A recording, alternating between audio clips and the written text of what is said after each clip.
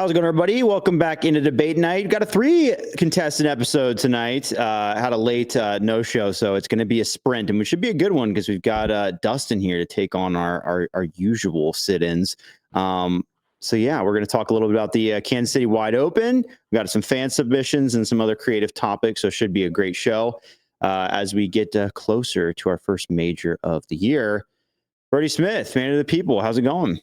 Well, a little bit of a gripe here. YouTube, please correct yourself because you say top comments, meaning the comments should be, in my opinion, should be the top ones. I agree. Why am I having to scroll and seeing like a comment that's like 15 comments down have the most likes? You're making my job. I wonder if it's like because like they hide dislikes now. I wonder if there's a situation where like the other one has more net likes. Oh, net likes. That's a theory. I don't know if that's true or not. I just thought I like it. I like but that. I don't think it's. I also think there should be. It should be kind of like a Reddit situation where if like 100 people like it and 20 people dislike it, it should show at 80. That's true. Correct. That's true. Show it at 80. Maybe that is what it's doing. So maybe my theory is completely wrong. It's a nice theory, though. Anyways, I did scroll to find the actual top comment, but one of the comments I do want to say. Gary was getting a little praise, saying they hit the nail on the head when he said that Idlewild needs the Masters treatment. This is from a local claiming that the course is aging badly, and all of his suggestions were spot on. So Gary with a little point there. And then here's the top comment. If we had no cell phones, we wouldn't get the pictures of discs that were clearly OB being called impact. which is a good, I think, excellent. Comment. Excellent point there. Hunter, back to the building. Look for another win. Yeah, I have a suggestion, which is whenever the fourth person doesn't show, what we should do is hand the points over to Silas and Trev puts on the gloves. Ooh. Oh, yeah. I mean, we could. I mean, I wrote the topics and it would be. Well, we all had time to look at them. But yeah, that's valid. Yeah, maybe next time we'll I do think there at some point Trevor should be like a guest contestant. I agree. I do think it would be seasons fun now to too. in. So I mean, it's about time. I would certainly like to be on the other end of it at some point. Also, Hunter, if you can move your camera up an inch every day, like every episode, that would be electric. Just slowly every episode have it be a higher. For any particular reason? I don't know. It feels like it's getting higher. Is it not? Is it the same angle? I don't know. It's definitely changed a little. I sometimes switch because this is my webcam because my actual camera isn't working today. So maybe that's what it is. It's a wider. Normally you can't see these bags. They're normally out of frame. I was just thinking of like the Office prank where he like slowly puts like pennies in his phone every day. Like if you just slowly move your camera up each episode, eventually it's like just on top aerial view. We also got prank with Jason's phone at the warehouse because he has like an actual pickup phone. That's true. Yeah. We're also joined by Dustin today before he goes off to the other side of the world for Counter-Strike. Yep, a couple of weeks back home to enjoy some disc golf before 4 weeks back on the road. So glad to be here. Appreciate it. Alrighty. Yeah. Well, let's jump right into things. First topic. So with a shaky start to the final round, some would say Gannon was fortunate to only have 9 holes to fend off Paul and Rick at the Kansas City Wide Open. Do you think 18 holes would have been a difference maker? How much does the knowledge of a shorter round play into the mental strategy of a player? In this case, Gannon Buhr. Brody, what do you think? Interesting. I think there's one good question in this question and one bad question in this question. I didn't actually really think it was that shaky of a start. Like everyone was parring hole 1 in that final round. So he only lost 1 stroke, even though he did miss, makeable putt in Gannon standards. He's got a bad reaction and that's why he lost his stroke. Hole 3. Yeah, that was not a great second shot. You could see he was very indecisive. A lot of people were showing that. I think Paul kind of got lucky by actually missing his line, but not hitting those 2 poles. So he kind of got lucky there. So to me, I didn't really see it that shaky. I did look and I have a couple stats here. He was 4 under through the last 5 they played. So it wasn't like he was trending in the opposite direction. Also, he had played the back 9 10 under for the tournament. So it wasn't like he didn't play the back 9 good. So we were probably going to expect also another good solid back 9. He had a 4-shot lead against Ricky, a 6-shot lead against Paul with 9 holes left to play. I'm sure too, if you would have asked him, I'm sure he would tell you, like, yes, I would have loved to play the back nine. Like, I don't want anyone thinking, because there are some people out there thinking it, but I don't think this is like a big germ USDGC situation. I don't think this is like a Colt Montgomery situation. Like, he was playing the best the weekend. He kind of woke up after whatever that was in the first couple loose shots. So yeah, I think he goes on to win pretty handily. Okay. I didn't have enough time to answer the second question. No which doubts is actually there. the good one. I mean, hey, the valid assessment of things. I think it kind of answers it for me. But yeah, Hunter, what do you think? Yeah, I think that, of course you have to say, yes, he was fortunate to only have to play 9 holes simply from the fact of like, you only had to play half the round. So when you have that big of a lead, it's easier to hold a lead across 9 holes than to hold it across 18. With that said, Gannon would have still won. Especially, I think to Brody's point, yes, he birdied 5 of the last 6 holes or whatever. I believe it was 5 of the last 6. But, some people, me being one of them on Grip Block, posed the question of like, was that because he only knew he had that many holes left? I don't think so, but there is at least a question. Whereas, like, most likely Gannon would have still birdied most of those, birdied on the back, and ended up winning by 7 instead of winning by only 4. But the 18 holes would have at least made it where there's no question around it, and it would have at least added a little more drama, I think, to the start, because even with him losing 4 strokes across 3 holes and having that rough of a start, there is still like we only have 6 holes left. Like, he can still hold a 3-shot lead across 6 holes. It still felt a little daunting for players to chase him down. So I also think that the knowledge of a shorter round probably made Paul and Ricky come out a little bit more aggressive, because they only knew they had 9 holes. So that's something where when they did go cold, how much of that, I don't think they changed their game plan, but maybe they just changed mentally how they were looking at stuff. Maybe it made them feel like they had to give up earlier, which then led to Gannon being able to step on the gas. So I think everyone probably would have wanted 18 holes, but realistically, we would have had the same results. That's true. Yeah, it has to affect Paul and Ricky's psyche as well as they're approaching that. Dustin, what were your thoughts? Yeah, I mean, I'm pretty similar to what Brody and Hunter have already kind of mentioned. I mean, obviously, a shorter round means that you have a better chance of protecting a lead because there's less opportunities for your opponents to come out and get you.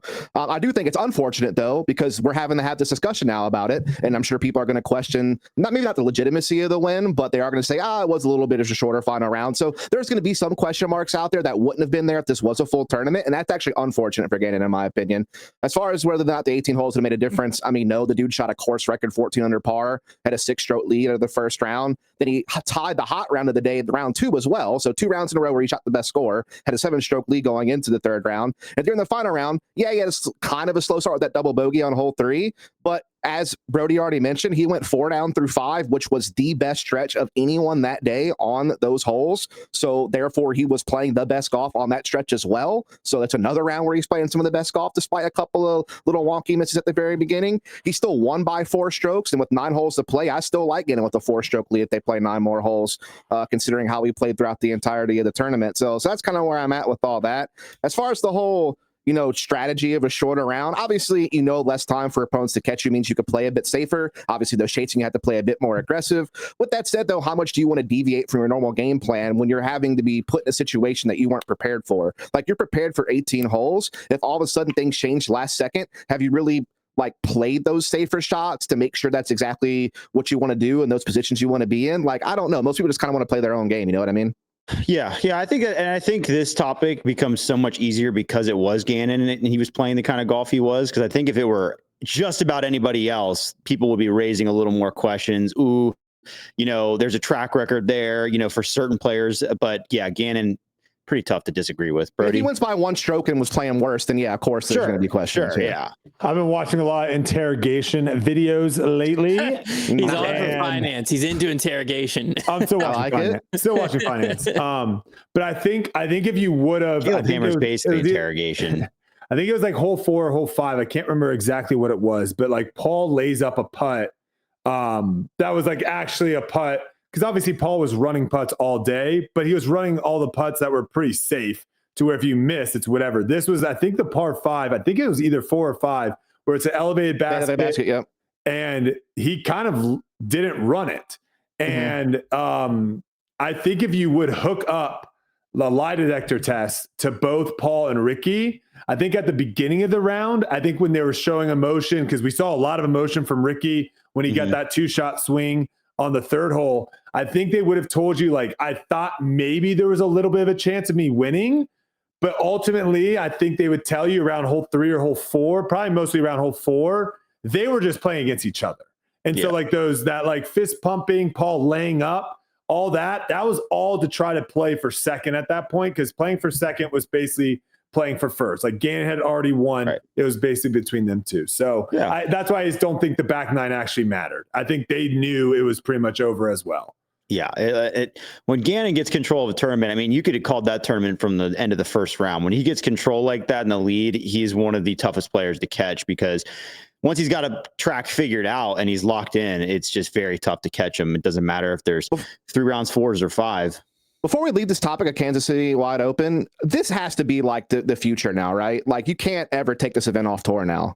Correct. Like we can't go back to it. Might take it off next year. But I don't imagine it's probably not going to be on next year, just judging by Jonesboro and DDO. You definitely don't go back to DDO. I don't think. I like this tournament more, than DDO. It's just a question I would agree with you. Will Dynamic, if Dynamic is still trying to flash a bunch of money, which probably not, then they might end up back there. I don't know. Okay. Listen, I follow the Champions Landing account, and they're making really good food at the restaurant. So the coffee shop there looks kind of hype. Like, I'm not gonna lie, I've seen some dishes I'd like to try. Yeah. All right. So a little bit more about KC Wide Open. So we obviously just mentioned the shortened round. The MPO division was limited to 9 holes for their final round due to weather delays, while FPO division was able to finish the full. That's funny. I wrote 72. It was not. It was not a 72 hole event. Their full 3-round event with earlier tee times, getting that final round in to its completion there. So should the Pro Tour consider flipping MPO and FPO tee times when the forecast benefits a certain time of day? In this case, obviously, would have been the earlier tee time. Is it fair to prioritize the MPO event for the sake of viewership, or would this be a PR nightmare that just wouldn't be worth the trouble? Hunter, what do you think? I mean, I think, would it make more business sense to have had MPO at the 18 holes? Yeah, I think everyone would look at it and say, sure, yes, they're going to draw more viewers, so we should try to figure out how to get them 18 holes. One thing to note with this event in particular was Sunday morning. Was anyone getting viewership? It was Easter Sunday. So would that have actually killed the MPO viewership numbers? Who knows? But in general, with this idea, I think you can't do it, mainly because of the PR nightmare. Whether people actually think it's a good idea or not, no one's going to say it's a good idea on social media. What you should be looking at is this is where you just need a cut. This is what happened at MCO that allowed, the tournament to be played out as is. But if you had a cut in general this was a 4-round event or even a 3-round event, if you had a cut where maybe now you're looking at everyone's going to be on threesomes, you just put them back on foursomes, you have less groups. Now you can just tee off everyone earlier in the day. And then now when the weather delay happens, the lead card's on hole 10 or something, and boom, who cares? Now we can work around and still get 18 holes in. So I think that instead of flipping stuff, which now prioritizes one division over the other, a cut across the board just leaves, it solves a lot of stuff for other reasons, pace of play issues. And we've talked about cuts for a number of reasons, letting people just go home when they're way out of it or they're playing for basically nothing. But for this in particular case, I think the best part is just now we have way more flexibility as to what we can actually do with tee times, and you can move FPO and MPO up a little bit earlier. Everyone gets 18 holes, win-win. Yeah, that's certainly an idea that we've talked about in the past. Dustin, do you think do you also think the PR is a little bit too much to deal with here? I do, because I understand the theory behind it. Like, yes, MPO gets way higher viewership, not only live, but on post-production on Jomez. Like, the numbers are staggeringly different. And so if you're trying to get, more hours watched, more deliverables for different sponsors and things of that nature, I can understand the want to be able to lean into the MPO for that reason.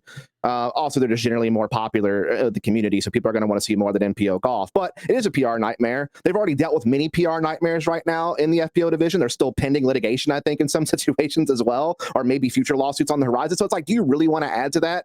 I'll also say this. It's a competitive integrity issue, in my opinion, too, because if you're going to swap someone's schedule last minute when you're used to teeing off at a certain time of day, and then you completely change someone's sleep schedule and different things like that, I do think that is a little bit messed up. Like you don't really want to mess with the situation in that regard when you establish that as a foundation.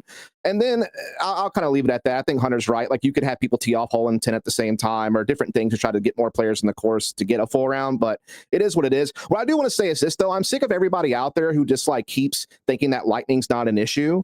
Like lightning can strike so far away from a thunderstorm. It's not even funny. Like I'm not a meteorologist, but I am a trained EMT. So I'm trained in dealing with weather emergencies like this. And lightning can strike as far as 60 miles an hour away from the storm or 60 miles away from the storm. And that electric current, besides burns, it also can cause arrhythmias. It can cause seizures. It can cause a whole host of medical emergencies. What if someone does get struck? Like, then what happens? Like, how bad does that look? Also, just forget about like the welfare of that player and his family and everything like that and the liability. Like, dude, you do not want to be messing with any of that. This like little disaster is way better than dealing with that. That's all I'm saying. When you're playing on elevated metal baskets quite often. I never. I'm so sick of seeing like social media comments of like armchair meteorologists, bro. Like they have no idea what they're talking about. It's annoying. All right, a little lightning awareness from Dustin. Let's go. Fired up. Dang. All right, Brody. What do you think?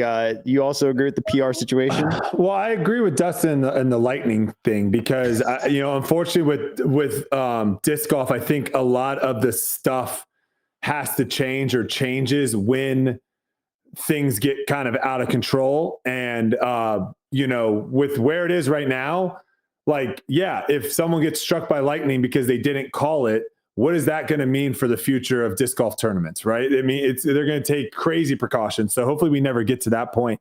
I do disagree with whatever Dustin was saying about changing people's bedtimes or wake up time. Who gives a rip?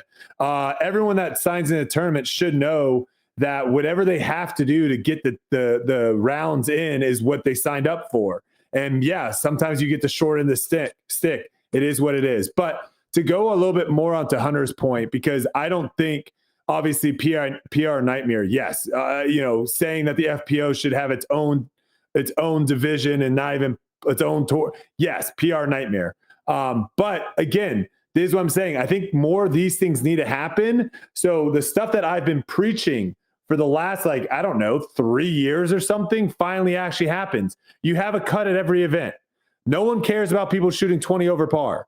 Have morning and afternoon tee times. Literally have people go out on hole 1 and hole 10 at the same time. So that way, after X amount of time, the entire course is filled versus having to wait. Also, do we even know what's faster? Do we know if playing in threesomes is faster? Do we know if playing in foursomes is faster? Do we know what's the fast? Have we done that research? I don't think so, because that would be my question. What do you think's faster? 4 threesomes, 3 foursomes, or 2 sixsomes? Who finishes first? If they all started at the same time. Sounds like an SAT question. But you see what I'm saying? In golf, who gets to the train station first? in golf, the reason why they go from twosomes to threesomes is 2 threesomes will play faster than 3 twosomes. They'll those 6 people will Makes finish sense. Before, right? But in disc golf, we don't know. I think you're playing the percentages too of in golf, especially at the highest level.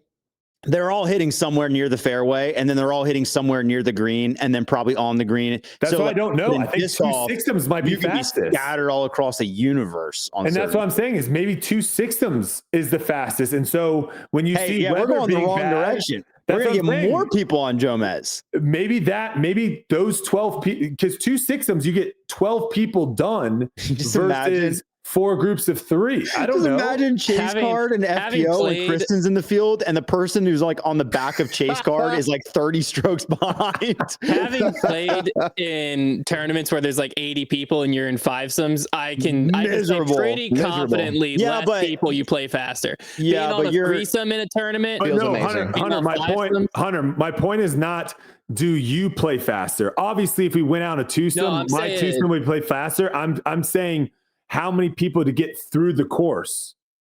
Because in 2 fivesomes, that is 10 people done with the round. Versus to get 10 people done with a round, you'd have to have 3 groups go through.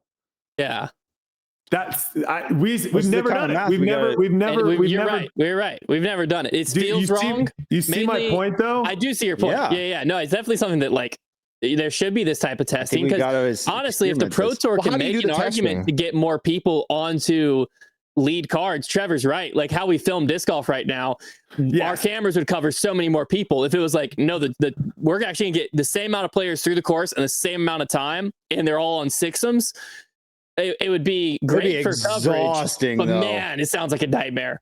Like being on one of those sixums, I think I might drop off tour. I might rather be an accountant. It wouldn't be so much about for the coverage purposes, but it would, I mean, it's the same thing. Like it's just whatever you have to do, because people are always going to complain about not getting in, and so I'd rather have complaints of like I had to play in a five some today versus I shredded the back nine and my score didn't even count. Shout out Braden Sides. Yeah, he cashed and then got his back nine removed and didn't cash. I think we might need to start. That's tough. We might need to make some lightning awareness merch. I think maybe we'll do a live stream for lightning awareness. That's one of the toughest things as a TD is like you have to make the call early. So sometimes nobody likes it, but you have to do it. You call people off before like the storm even hit, and you hear people all the time like, "Why are we coming off the course? It's not even raining yet." Like, brother, if you get struck by lightning, the PGA is going to throw me in a cell and lock the key. You're alive. Yeah, it's tough. Unreal. It's a C tier, man. We're playing for $56 and a free frisbee. Like, give me a break. What is nice is at a C tier when you have lightning delays, the post round, like after you come back from lightning, always goes faster because a lot of people leave. Yeah, so many people just drive home. So it's like, well, now at least it's gonna go faster. That backup in front of you, those 3 cards left. See, this is the kind of experimenting we got to do with time. Yeah. All right, on to our next topic here. So we want to we've kind of seen some maybe more surprising names jumping up the leaderboard so far this season. So I want to get a gauge on who has really jumped out to each of you. So with these surprising results thus far in 2025, who has been your biggest surprise breakout player this season? And do you think their run has longevity, or is it just going to be a flash in the pan? Dustin, what do you think? Yeah, I mean, I think I was impressed with how well Macbeth and Hammis has started the season compared to last year. But I think if I'm picking like a breakout player, it's got to be Austin Turner. I mean, this guy right now is sitting 11th in the Pro Tour standings. This is a guy who last year lost his Discraft sponsorship, I believe, if I'm not mistaken. He was playing like partial open bag, or at least he wasn't representing them. It was looking like things were kind of going tough in his career. He was 37th on tour.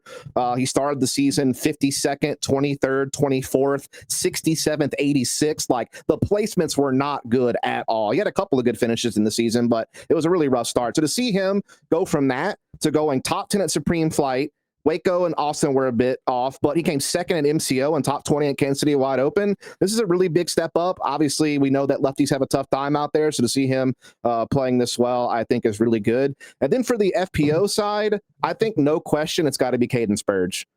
She already has 2 top 10 finishes this season, including a 5th place and a 2nd place. 11th was her best finish on tour last year.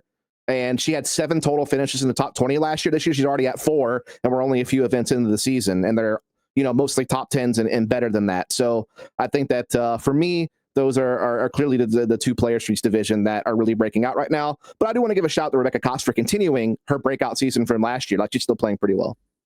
Yeah, Austin's been very good, and I love seeing lefty representation on tour because there's not really many of them even to begin with, but it's always fun to see one having success because you're like, okay, like it is possible. Like maybe if there was a larger pool of them, it kind of like writes against maybe the bias that people think is out there because it's like we don't really have a huge sample size, really. Brody, who's been the breakout player for you? Well, I'll disagree with Dustin first. I don't think Austin's actually a good pick here. I think this is just one of those things where if you're not on tour, if you're not looking at the leaderboards, if you're not paying attention to where people are finishing outside of coverage, someone like Austin Turner might go under the radar. But everyone on tour knows the guy's good, very good. Okay, but you still have a breakout season. I don't really think so. Compared to previous seasons? Well, first off, it's my time to talk. So yeah, we'll give you more time. I'm just saying. Zip it over there. But no, I'm saying biggest breakout surprise. I don't think it's a surprise. I think he is having a great season, but I don't think it's surprising anyone. Okay. I think everyone knows he's very talented. The big thing is I think we just are seeing him on coverage now. That's my point. Is if you go and look, like he has had top 10s before, it's just he wasn't on lead card. And so we're seeing him now a lot more. And so I think that's easy. I think the answer here, though, is Cadence for sure.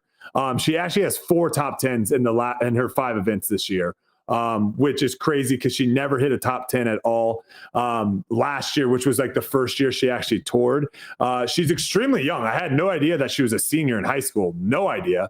And has a really solid game. One thing I see but from her is like, she doesn't really seem like to have like a mental problem, like a lot of, like in the sense of like anxiety or stress or nerves that we see a lot of maybe up and coming players on the FPO side have. And I mean, we've seen players like this come out before: Heather Young, Emily Weatherman, Annika Steen, Valerie Montejano, where they've like jumped out. And we're like, oh, this is like the next person to watch. And they've kind of fallen down the path. I think the big thing that sets her apart is she has a really, really smooth, solid backhand, and she's a really good putter. And like I said, she might have some background in some other sports because it doesn't seem like the cameras get to her. She missed 2 putts in the final round, both circle 2. One was from a knee. One was like 60 feet uphill. She was making putt after putt. I want to see more. I want to see more. Yeah, she's certainly been very good so far. It's been fun to watch. Hunter, any breakout players left for you? Absolutely. I was nervous someone was going to take my guy because Cadence Burge I knew was going to go off the board. Austin Turner I assumed was going to go off the board, but I do have to lean a little more towards Brody's side because this guy's just been around. Yes, he's a lefty, which, you know, Chris Clemens has historically been the best lefty, and it's hard to break out, but every time you watch him play, he's just got talent, which mainly you're having to watch him play on Instagram, but still, you know, he's got talent. But my breakout player, his rookie year last year, a lot of hype coming at him, and it just didn't go that great, which is Sir Paul Kranz. He had 27th was his best. 27th was his best finish last year at the Green Mountain Championship. He has already bested that. Let's count them: 1, 2, 3, 4 times so far this year, with his best finish on tour right now being 13th at the Music City Open, but his worst finish is 36th at the Open at Austin. If you look at last year, I mean, he started chess.com in 52nd. This year, 26th. Pretty good little step up there. Waco, 72nd last year. This year, 14th. Another great little step up there. It just keeps going. And then, you know, recently he's went back-to-back top 20s, 3 for 5 in the top 20 to start the season. And I don't think these are courses that I would necessarily say are like, holy cow, that's Paul Kranz's course. And he's still playing very solid. So we heard a lot of hype about him going into last year. Maybe it was too much and he didn't live up to it. It also helps a lot that he's a Foundation fan. So, you know, I got to back my boy. But hey, I really think that he's someone to be on the lookout for. I don't quite know if there's going to be a win this year, but I expect a podium. I'm the biggest on your radar now, Hunter. I'm the biggest Paul Kranz fan out there, man. We met him in Music City. I love Paul Kranz. I think with him, what a name too. I think with him, I don't think it's because I think with Cadence, we're going to be talking to Cadence this week on Tour Life. So that's already come out. So I'm going to be asking these questions. We'll have the answers. I think with her, she actually developed a lot of skills from last year to this year. I think with Paul, it's simply just getting more comfortable playing on new courses, seeing courses multiple times, and maybe even changing his playing style a little bit. But I don't think it's like, oh, he's got a really good forehand now, or he's a way better putter. Like he's got crazy skills. Almost nobody, at least an MPO, can just walk onto tour. I mean, even Gannon Buhr. Now Gannon was a child when he was first on tour, but like he showed promise, but it's not like he was dominating or anything. So he was the youngest 1,000 rated player, I think, pre-tour. It's very reasonable though to take a year to settle in and then really start picking things up. But yeah, he's been very good. It's been honestly, I do think Austin Turner is a valid answer because I thought that he was maybe somebody who was, he was talented, but I thought maybe he'd gone a little stale and just there wasn't going to be any further development. So I was like the word surprise. If you took surprise, it's a semantics thing, yeah. But let me ask you this though, Brody. I'm surprised. Hold on. I am surprised. I'll ask you, Brody. Let me ask you 2 questions. Would you have predicted Austin Turner to finish in the top 10 at the Supreme Flight Open to kick off the season? The thing is I would not be surprised. I would predict it, but I would not have been surprised. There are people on tour. Would you have picked him to come second at MCO? There are people on tour that I would say I wouldn't predict it, and I would be surprised if they're in top 10. He's not. He beats AB consistently in their practice rounds. Like the guy, he's got talent for sure. Yeah, the guy is. He's a top 10, top 20 talent. He needs to put it together. And he has. So, like, that's why I'm just saying I'm not surprised. I wanted to pick Adam Hammes, and then this past week happened. Yeah. Also, that's not a good one either. Where'd he end up? He's 83rd. won tournaments on.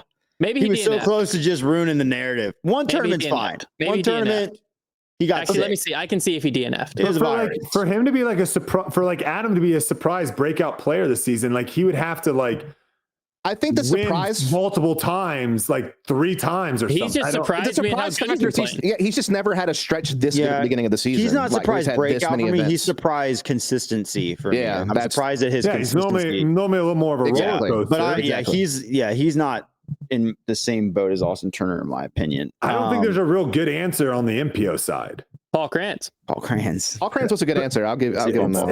It's not. I wouldn't say it's a bad answer, but I don't think it's a good He's answer. breakout. He's breakout, man. What's his best finish? 13th, I believe. It is funny that if you just take this question and remove the word surprise and just say breakout player of the season, we avoid all this. Like, Yeah. These words are carefully picked, man. I mean, Carefully picked. Yeah, I don't think there's a surprise breakout player on MPO. Let's quote card that. There's no surprise. We need to start doing. I thought about going the other way of like surprise breakout in a bad way. Someone way down the leaderboard that's like, whoa, how are they down there? He broke out of the top 30 into the top 50. Yeah. But I didn't know if that would give me points. No, probably not. That would have you've really been reaching for that one. All right, we got a fan submitted topic here before we get to our finals. I think this fan is excited for the upcoming Major Champions Cup and also probably still riding the high from all the Masters talk.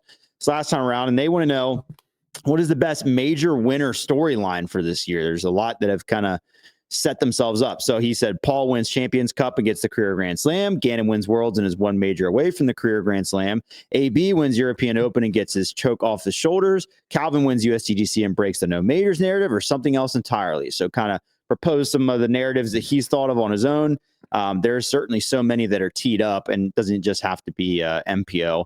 But what is the major narrative that you think would be best to see come to fruition this year, Dustin? Oh, is it me? Oh, sorry.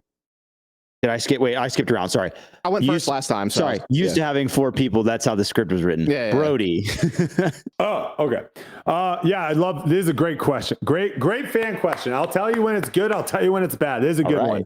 I think there's going to be a lot of back and forth, hopefully, after everyone answers this one too, because I have some strong opinions on some of the other ones. But first thing, Grand Slam. What are we talking about? When did we start talking about the Grand Slam in disc golf? Because there's the Japan Open was a major, the Aussie Open was a major for a little bit. The Champions Cup literally was created in 2022. So there's not even like that many years that someone could win the Grand Slam at this point. So to me, like the Grand Slam, get it out of here. I think the big one to me is Ricky winning a major. I think that is going to be the biggest storyline. So it wasn't even on your list. I'm going separate here. Last year, he finished 4th, 6th, 2nd, and 3rd. The dude has been one of the best players, if not the best player, for the last like decade, year after year, right? He's either the best, maybe the second best, or the third best. He's up there for the last decade, and he hasn't won anything since 2017 Worlds. I think that is the biggest storyline. I think Gannon. I don't want to rebuttal the other things because I want to hear what these other guys have to say about it. But to me, I think the pressure is on Ricky going into these majors. I mean, I think he has proven he's one of the best players, and he has gotten so close to winning it. I think that's the biggest storyline. Fair enough. Hunter, do you agree? What storyline do you think is set up to be the biggest? Well, I think what Brody is failing to remember is that the Ricky Wysocki winning another major storyline is already done. It's just when will it happen? Because Rory won, and once Rory won, now Ricky. So that storyline's already covered. Ricky's already won a major this year at some point, so that not even that big of a storyline. It's already happened. We already talked about it.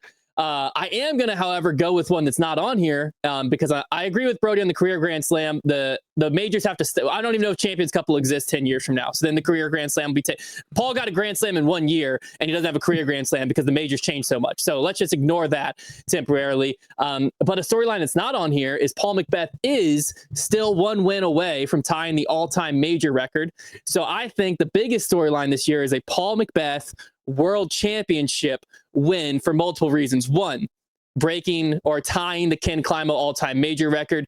2, the win in Europe. It's going to be one of, if not the biggest world championships ever over there. So I think that'll just be really good for the sport in general, Paul winning over there. And 3, I think it would be a like Tiger Woods 2019 Masters win type of effect, where there's going to be a lot of people that might now be a little out of disc golf after a few years, that the Paul McBeth win would get them sucked right back in, where all of a sudden it'd be kind of the talk in disc golf, draw people back in. Obviously, Tiger and Paul, I'm not alluding to their points in their career, Brody, don't go that route. But I'm saying, as far as it would re-spark a lot of people's interest that since COVID have slipped a little bit, Paul winning another Worlds right there, I think will get them right back in. So I think that's actually the biggest major storyline of this year. I like the storyline. I don't hate the analogy. Brody, I have a question really quick. Yeah. Is it true that one more win would tie Paul with Climo? Yeah. Climo has 18, Paul has 17. I thought it was 16 and 17. I thought Climo had more than that because he had 12 Worlds. He had 5 Statmando USDGCs. has Climo at 19. 20. Oh, I thought it was 19 or 20. You just cast Climo at 18. I think it's the Japan Open because like it doesn't count anymore. I guess. I thought it was only one behind. Statmando has that at 19. Oh, here's my UDisc has Paul McBeth at 17, Ken Climo at 18. That is a pretty updated thing as well. I think it's because Japan Open doesn't count anymore or something like that. Paul also has a Japan Open. Statmando has 19. I don't know has 9. No, they're counting his Masters World title. Masters World titles. Yeah. Because he has 3 Masters World titles. Yeah, so that'll get you to that number. That's just getting counted. I was just curious about that one. Yeah. I'm sorry. Anywho, that was not a challenge to Hunter. I was just curious. Yeah, no, valid question. We got to get to the bottom of these things. Yeah, so okay, we can go. Yeah, I think that's a good storyline. I think the Paul McBeth trying to chase after Ken Climo, especially him not even getting a win last season, and then him being able to come and win a major and keep that dream alive of chasing that major count. I think that is good.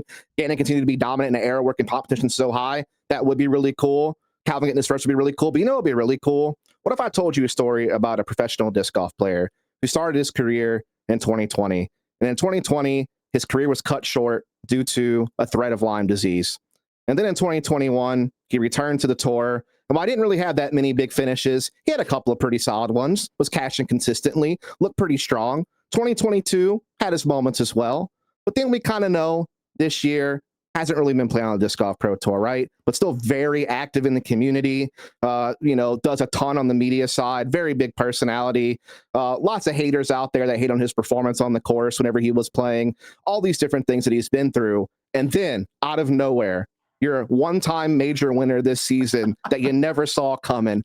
Brody the Tick Smith comes through out of nowhere at USDGC and lays down the gauntlet. And now for all time, when anyone wants to hate on Brody Smith, he can just go, my guy, I won a USDGC. Don't talk to me anymore. Okay. That is my epic major storyline that could happen this year. I love that you said his career was threatened early by Lyme's disease. I don't think I'm playing a major this year. I feel like you play at least Worlds or USDGC or something. I don't know. I just, A Worlds, you had Europe, Champions Cup. I don't think you're going to see the guy to major. But I don't think so, brother. I just wanted to have some fun. Listen, I give you a couple points for fun because that was fun. Can I rebuttal here? Well, can I rebuttal Trevor for the love of God? Question that's pertinent only to right now. Yeah.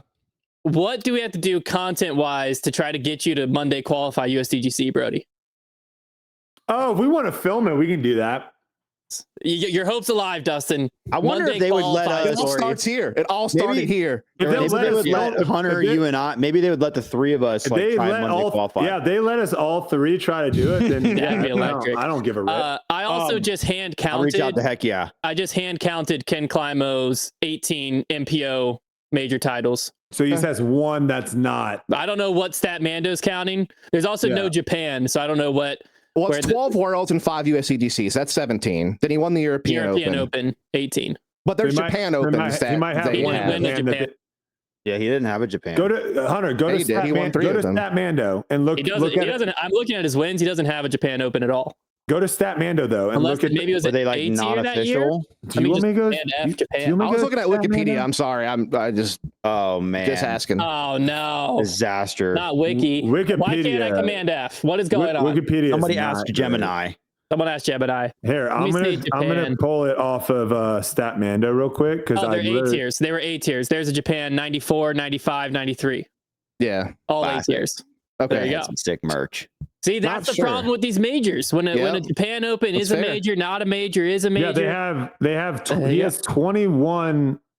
He has 21 total Includes Masters. his, Includes his 3 Masters. Masters. 2012, 14, 15. I wonder Masters who World. is technically closest to the Grand Slam of every single major possible, because Gotta be the Paul. Players Cup, I think, only existed like 1 year and Feldberg won it.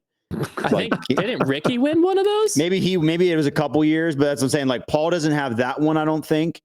He didn't have like the career Grand Slam is the lame. Australian I'm over it. Open. but he has the Aussie and the Japan, so like he does have some other ones. Yeah, well, but he There was also doesn't have the also- Kona Peach Day. How Yeah, that there only There exists was for like also 1 like year? just a PDGA championship, which That's I don't what know that what was the Players Cup, I think. Is that what that was? PDGA I saw? Championship is what Ricky won, but Paul also won is because there's an other European category on here. So Paul won the Scandinavian Open as a major, the European Masters as a major, the Copenhagen Open as a major, and the Aussie Open as a major. Disgrace. It's an absolute won- disgrace. Okay, so the Players Cup was Career won Grand by Slam's a fraudulent storyline. I'm McCabe, done. Feldberg, and Jenkins. That's the best lineup of major winners too. Like the fact that McCabe and Jenkins become like 2-time major winners because of Players Cup, which I mean is what it is. It's just funny. All right, can I rebuttal a couple things Yeah, real quick go ahead. from Start button. Hunter? Yeah. First off, Rory got lucky that Bryson didn't show up. So That's a I don't bad know. It's not a bad take at all. What the That's the heck? dumbest take I ever heard. It's not a dumb take at all. He did get lucky. You don't He get did get lucky lucky. because somebody else plays awful. That player didn't play Rory well. was ready to choke that one away, and you know it. I mean, If he ready was to going to choke, he would have tried his choked. hardest. He wanted had to every play off. opportunity to choke, and then he took it against back. Justin Rose that bent the knee. So my question is, will Ricky get lucky with his major win this year, Hunter? Maybe. I don't know about that. And then the Maybe. second thing, you did save yourself a little bit with the Tiger Woods analogy, but I think the hoopla around the whole Tiger Woods thing was the dude, no one thought the dude could play again. Like he had it's back part of the surgery. hoopla. He couldn't walk. My So that thing was the more main like hoopla. That was the other main people, hoopla. like people who had stopped watching golf. That got them back. Heck, I remember The watching main 2019. hoopla, I disagree. The main hoopla was that it was Tiger Woods winning a major again.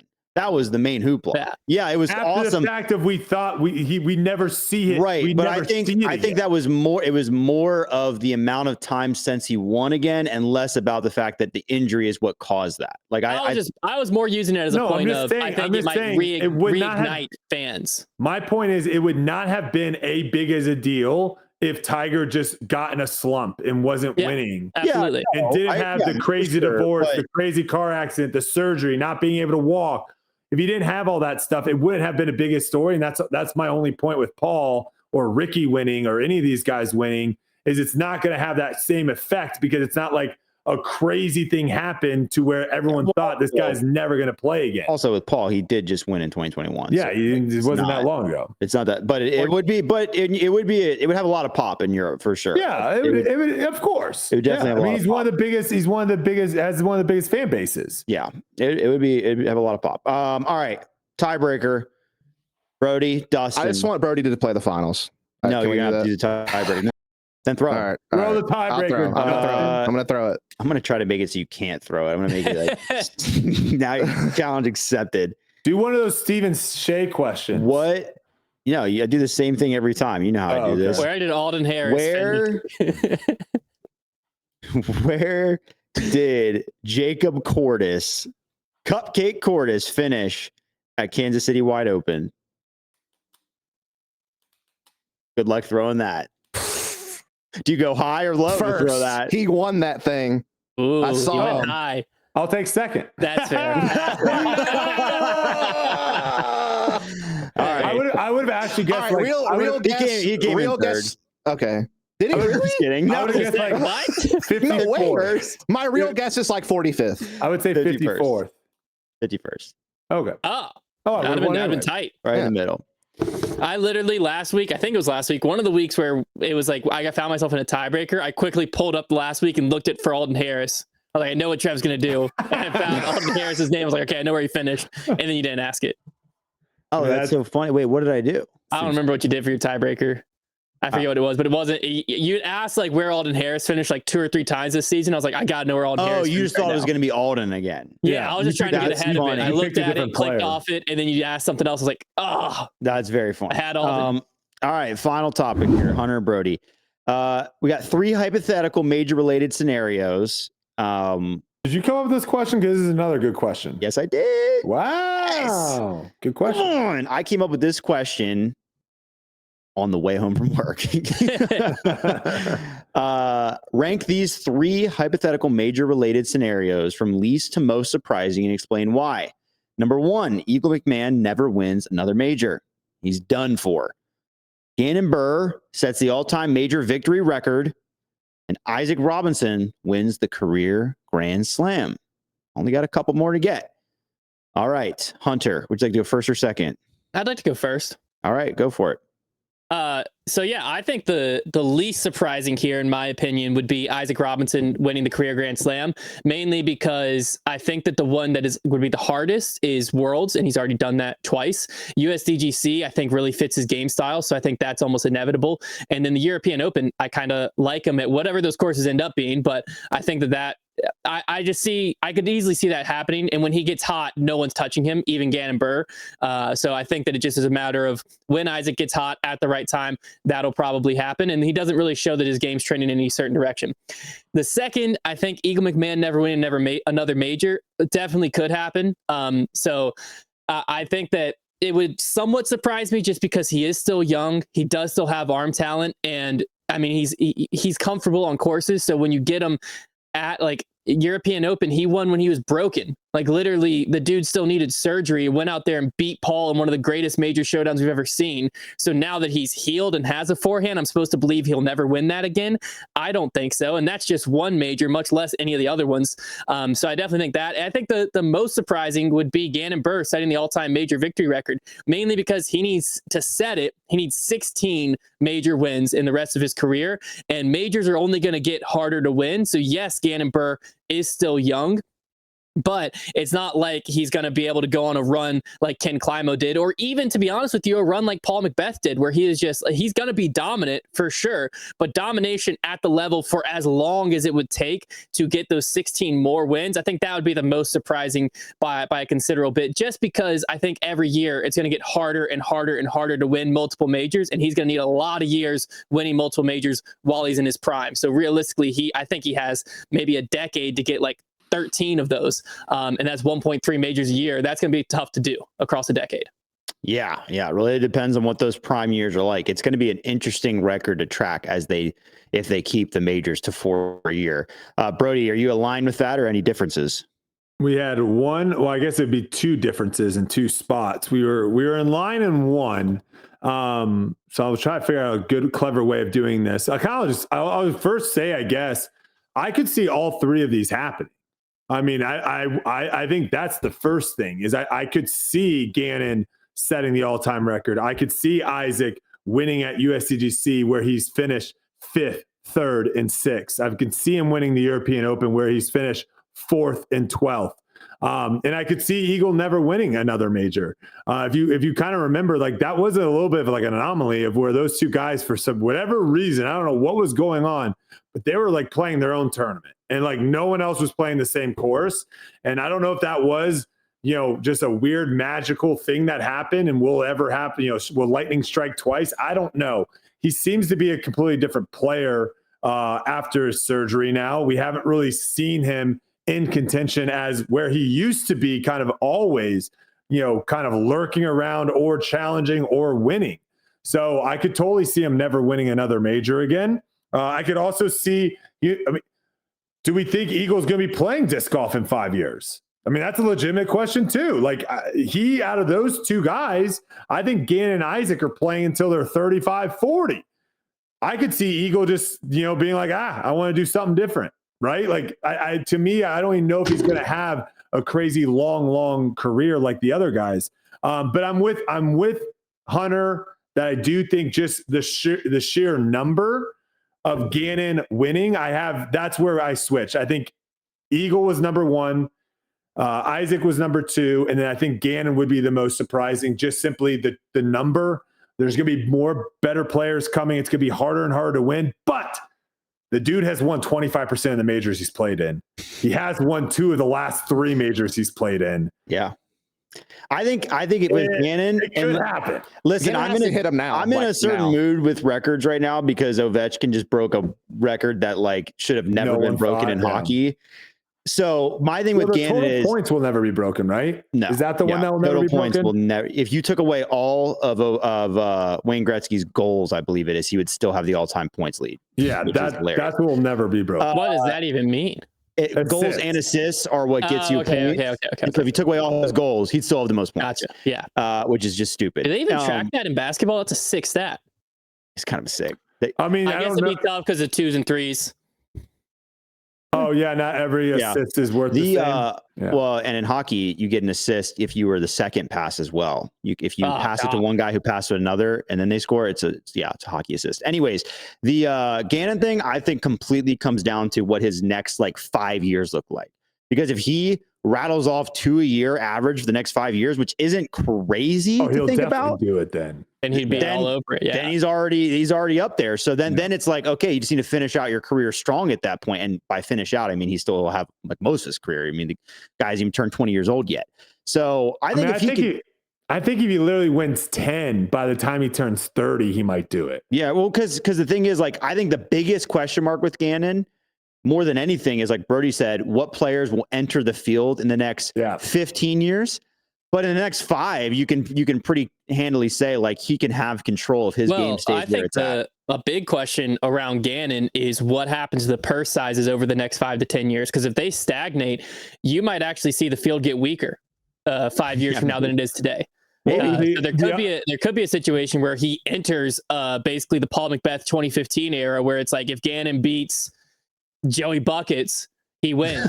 Gannon beat Joey Buckets. I think the bigger one is not so much the field, but actually the courses, because I think the way that the courses are set up right now, it really favors who's the best at throwing darts. And I think if you start adding a lot more decision making, strategy, a lot of that stuff, I think that's where other guys could potentially catch up to him in a way. And he could also potentially make a couple mistakes that are really penalizing, versus right now it's totally, I don't know. Just comment down below. What do you think? Give us a percentage chance down below. I'd probably give him somewhere in the 30%, somewhere in that range. I think there's a decent chance, but obviously it's a long ways to go. Hunter is our winner today. A little 3-man victory, but some worthy opponents. Congratulations, Hunter. We just got his championship banners in for the putting league, so Hunter's just racking up titles right now.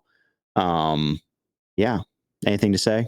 I'm glad me standing in front of the camera didn't impede anything here, blocking the camera's view or anything like that. I don't know. That's been my only loss recently, so I'm happy to still be winning everything else. Hunter is still holding on to a comment barrage from the Amazing Race video. No, I'm not holding on still. It's still happening. I think once the comment barrage slows up, then I can finally... Fair point. It's fair point. It's every time one scabs over, there's another one from the back of the knife just right back in the same wound. So once it all settles, I'll be fine. If you want to submit topics... They're infiltrating my personal channel. They're coming over to comment. Yeah, that's brutal. There was an Instagram reel of Trevor just making putts, and it's like, surprise, Hunter didn't get it on his way to his desk. It's just everywhere. It's everywhere, man. Jeez. Can't look at social. If you want to submit any topics for next week's debate night, make sure to scan the QR code or click the link in the description. Get those topics in. We love to see them, and tell somebody about lightning who doesn't know. It can hurt you. I joke about it, but I'm not making fun of you, Dustin. It is a very valid point. It's just really funny how pumped up you were about lightning. Anywho, we'll see you next week.